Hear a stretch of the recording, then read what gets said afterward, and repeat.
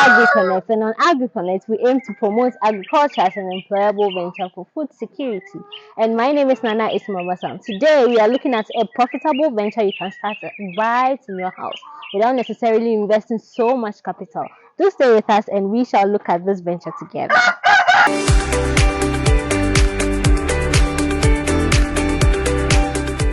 Okay, you're welcome to Agri-Connect. Thank you. Okay, please introduce yourself. Okay, so I'm Peter Hussein, Mrs. Amo to be precise. Okay, all right. So, how did you venture into poultry farming right in your home? Oh, okay. As you can see here, our poultry farm, we started very small. And as an entrepreneur, you need to take risks. So this is our first poultry farm that we started with just some small capital. So we started very small, and now here we are. We have 33 beds, 34 beds here with 2 males.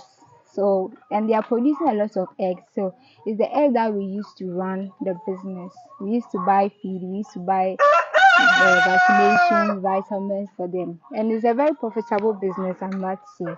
It's something everybody should venture into. At least if you don't get money, you get egg or poultry meat to eat by the end of the day. So, Okay. So how has it been so far? You said it's profitable, but I'm yes, sure it hasn't been easy. it hasn't been Especially easy. as a novice in the Yes, industry. it hasn't been easy. When we started, because they were new to us and they were new in this environment, a lot of the chicks we brought died. Oh. So along the line, we brought in new chicks.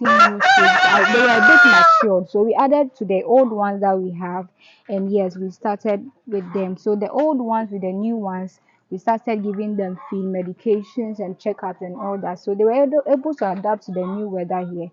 So with that, we were able to at least feed them for some time before they started laying eggs. They didn't start laying eggs just at the onset, but it took some time. It took us 7 to 8 months for them to start laying eggs. So yeah, it takes some time for them to grow and invest. When they start producing, you are able to reap what you sow at the end of the day. Yeah. Okay. So let's say I want to start poultry farming right at home. How much, like an estimate, will I need even for the cage and the beds as well as? Oh, okay. So the cage, we have two different types of cage. We have the battery cage and have the deep litter like this. So with this one, you just get a carpenter to you get some 2x4 or 4x2 to get this deep litter cage. So with this one, it can house a lot of birds. But if you're not careful, it's easy for them to get infected with diseases. Yes, so you house them, you get the cage, you get a good carpenter to get an airy cage for you like this, where there can be ventilation. So at least when you have about 1,500 to 2,000, you can get this structure here to start housing your cage. And with the beds, where we get our beds, a crate has 88 in it. Okay. So you can it was roughly about 120, 130 thereabouts. Yes. So with just 130 cedis, you can get 88 chicks to start with. But with the feed is what the problem is. Yes, with the feed, that's where the problem, because with chicks they eat a lot. You have to get a lot of medication for them too. So from the onset, let's say roughly with the chicks and the medication and everything, roughly 3,000 will start with. 3,000. That one is not for the whole month. It's just for a start. For the start, just to keep them for the meantime. So 3,000 will get you some of the feed, some of the medications and all that. Yes. Because you have to get the water trough and the feed troughs too as well. When they are small like that, you get a lot of feed troughs and water troughs because you don't want them crowded. When they are crowded, it's easy for bird flu and other diseases to come in. So you get 3 or 4 feed and water troughs for them to start with, to be feeding on. So as they are growing, like this one that they are growing, have only 2 feed troughs and 2 water troughs because they are grown.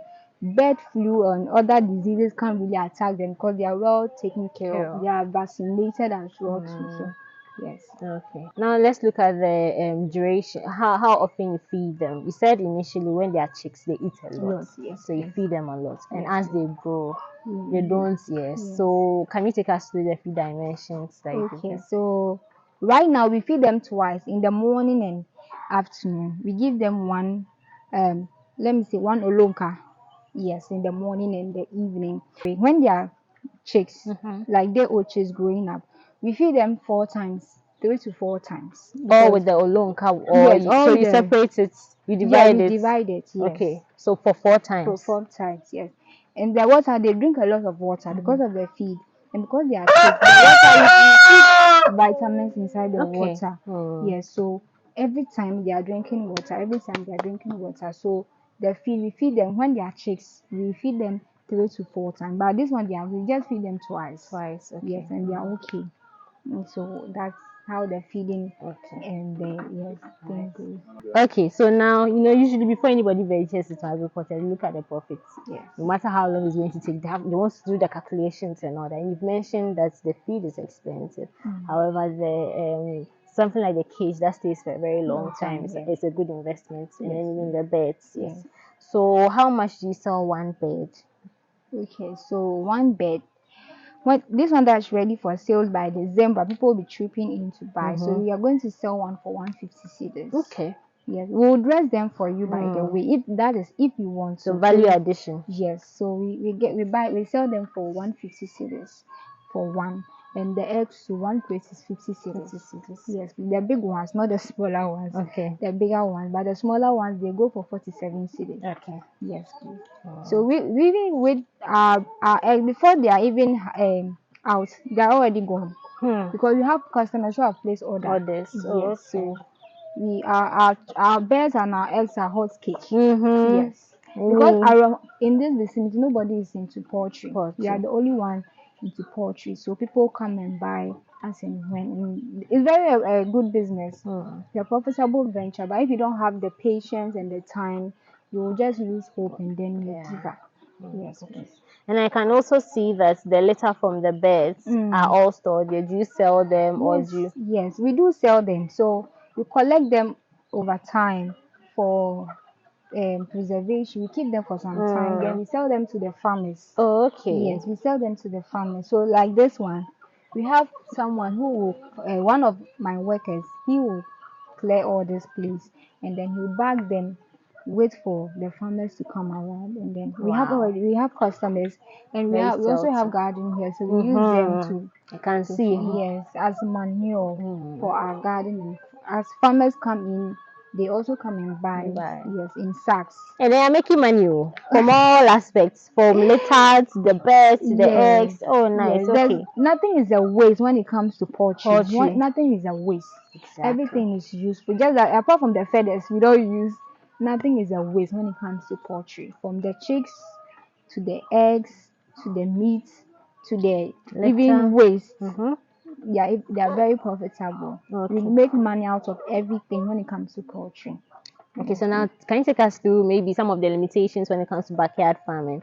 You have been in this for a while. There might Yes, be individual, especially now that people are encouraged yeah. to start backyard farming and then Mm. produce what they themselves will consume. Mm. What are some of the limitations you have encountered so far? Okay, so one of our biggest challenge was financing. Oh, Yes, financing, because when we started, we thought just one bag of feed could take care of everything and will be okay. But as they were growing, they were eating more, they were feeding more. So the feeding, if you don't have good capital, you can't continue the process. And also with this, because the backyard farming, our biggest problem is also snakes. snakes. Mm-hmm. Snakes, predators like snakes, they come to take our eggs. If you don't collect them on time, by the time you realize, snakes have come to swallow all of them. So snakes and weather, the weather is also a factor. Mm. Yes, we have times to bring in chicks, day old chicks. If we don't bring them all year round, we have times we bring them Okay, in. so what times do you Yes, bring it? when they are a bit older,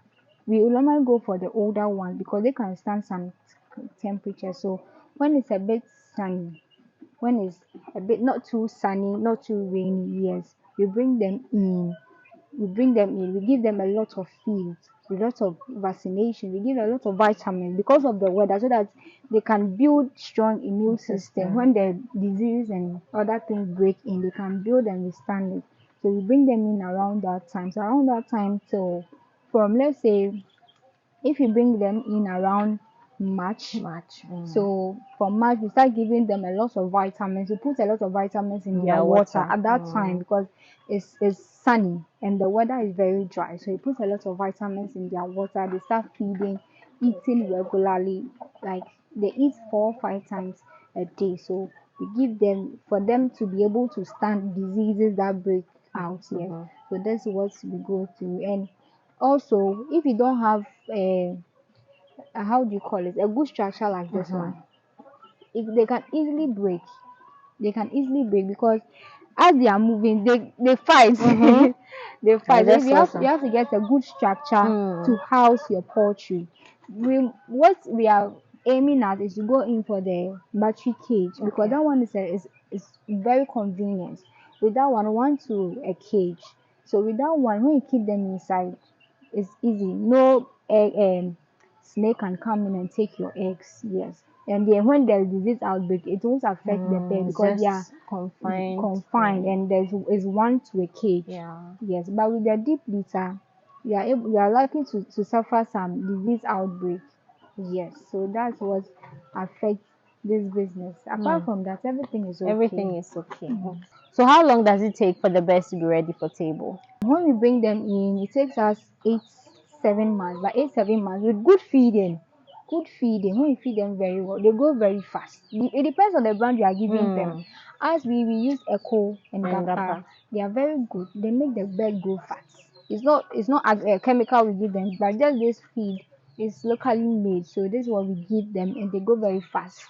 And they are able to even produce eggs before they're even ready for table. Yeah, so let's say within 7-8 months, you get eggs. At least you can get some few crates. By 8-9 months to a year, It's they are ready. ready for table. So you can, give yourself a year. You start reaping from the poultry business. Let's say you start in January. By November, December is a market time for poultry farmers. So you start reaping by some few months. So it's a very lucrative one. Very, very lucrative. Would you encourage other individuals who might just be home, have a portion of land behind their house or by their homes, to venture into maybe any form of agriculture? Yes, I will. I will advise anyone who has a piece of land, a portion of land, a portion of your house that you are not using for anything. Can just get a carpenter to get you a deep litter. Start with a deep litter like this. Something small. Akokobo. Just start with something small. You get few checks, you just put them in. Money, give yourself 1 year, and I trust me, you are going to reap. Because within 1 year, they are old enough for the market, and within 8 months they started laying eggs. So it's a very lucrative business. I will advise everybody to use any piece of land you have. Don't wait. No land is a waste. No bush is a bush. You just clear the bush and then start something small. With just 10, let me say 10 or 20 beds, you can start. Yes. You can start. Just have the determination that let me just throw my money into this business. And men's go, people have invested in men's go. They are now reaping. So with this one, don't put your money in men's go. Come and put your money in agri-business. It's a very lucrative one. Venture. Okay. Okay, thank you very much, Priscilla. You're welcome. This brings us to the end of our episode on poultry farming with Priscilla. As you've just heard, agribusiness is the way to go in today's world. If you have a backyard, if you have sacks, if you have buckets, you can start something on your own. Watch what you eat, because you are what you eat. My name is Nana Ismabasam, and do stay tuned on Agri-Connect for more agricultural content.